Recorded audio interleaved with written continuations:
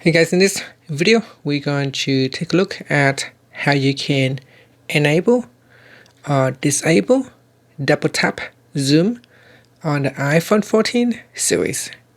First, let's go back to the home screen by swiping up at the bottom of the screen.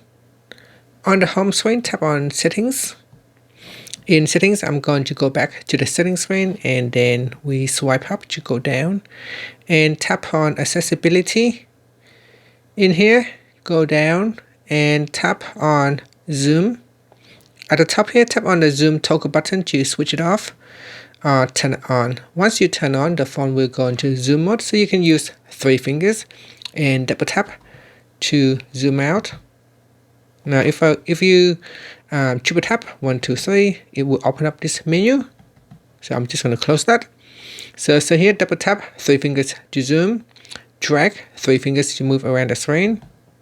So you can move around the screen with 3 fingers, and double tap 3 fingers to drag and change zoom.